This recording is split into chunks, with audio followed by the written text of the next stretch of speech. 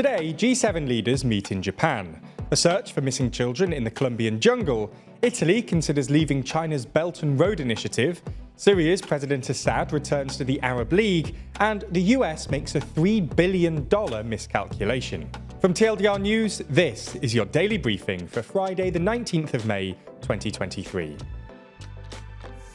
Today, leaders from around the world meet in Hiroshima, Japan, for this year's G7 summit. The G7 is an intergovernmental policy forum made up of Canada, France, Germany, Italy, Japan, the UK and the US, with the EU also invited as a non-enumerated member. The G7 doesn't have any power and is simply a place where leaders can meet and discuss major global issues. Obviously, this year, one of the biggest issues is the ongoing war in Ukraine. As such, it appears that the UK is imposing new sanctions on Russia in the hope that other G7 leaders will, today, agree to follow suit. As part of this, Russia diamond imports to the UK will be banned. As the Russian diamond industry was worth $4 billion in exports in 2021, the UK is hoping that this will damage Russia economically. Speaking about this new sanction, UK Prime Minister Rishi Sunak said, "I'm hopeful and confident that our partner countries will follow as they have done when we've done this previously. That will make the sanctions more effective and ensure that Russia pays a price for its illegal activity." There's more on the way, but be sure to subscribe and ring the bell to make the daily briefing part of your daily routine, or just search for us on your podcast app to listen along. Regular viewers of the Daily Briefing will know that we usually like to end each episode with an uplifting story, something that was missing from yesterday's episode. We'd originally written and recorded a story about some Colombian children who survived a plane crash and 2 weeks in the jungle before being rescued. The story was well reported and based on the fact that Colombia's president Gustavo Petro had tweeted the good news. But he later expressed regret and deleted the tweet, saying the information hadn't been confirmed. The story, while still ongoing, is pretty remarkable. On the 1st of May, a small plane carrying 7 people crashed in the Amazon rainforest. The 3 adults on board, including the pilot, died in the crash, while the 4 children, aged 13, 9, 4 and an 11-month-old baby, all survived. The children, who come from an indigenous community, are believed to be moving through the jungle in search of help.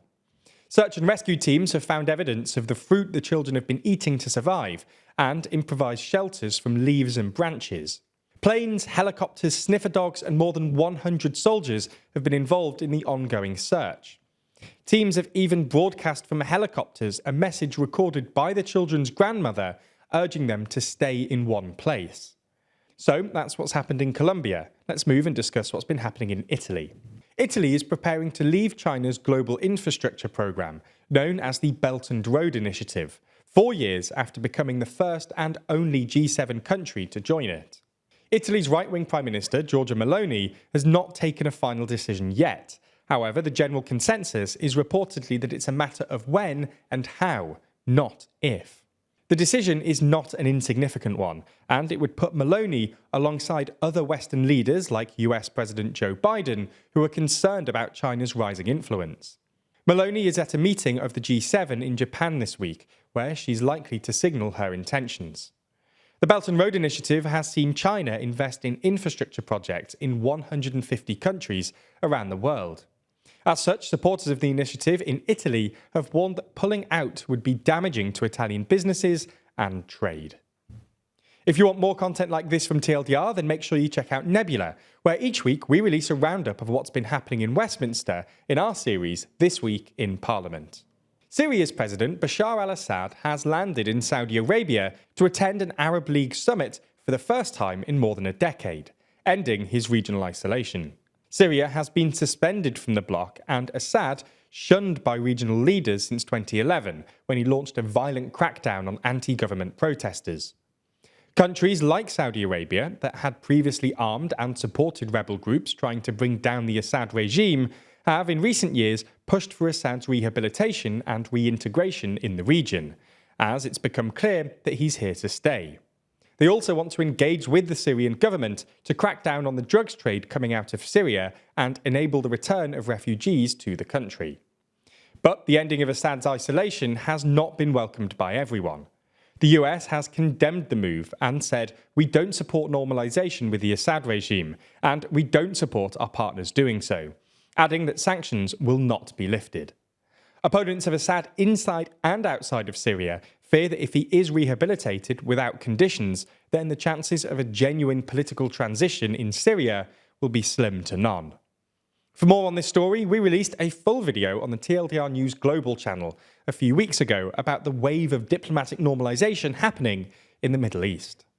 In humiliating news for the US today, it's been reported that the Department of Defense has overestimated the value of its weapons and other military equipment that it's provided to Ukraine by a huge $3 billion. This failure came following the US's promise to send aid packages and the decision to take this from existing US stockpiles of older items in order to ship them more quickly. This led to the weapons being assigned a value other than what they deserved, because they were older. As a result, a defense official has told the Associated Press that the Pentagon is trying to figure out the exact figure of the overestimation. Once this figure's been calculated, the Department of Defense may decide to send Ukraine either more weapons or equivalent funds to make up for the overestimation. US Senator Roger Wicker, the top Republican on the Senate Armed Services Committee, said about this situation that our priority should be a Ukraine victory over Putin. Unilaterally altering military aid calculations is an attempt at deception and undermines this goal. In the final uplifting story today, we discuss some new economic policies from New Zealand. It's been reported today that the New Zealand government will scrap the $5 prescription charge from July in an attempt to tackle the cost of living crisis. Alongside this, the government has extended 20 hours of free childcare per week to 2-year-olds and announced that inflation is predicted to fall over the next year. That's all we have time for on YouTube, but the briefing isn't over. That's because I sit down with Zach and discuss the UK's immigration figures in the extended, ad-free edition of the Daily Briefing, only on Nebula.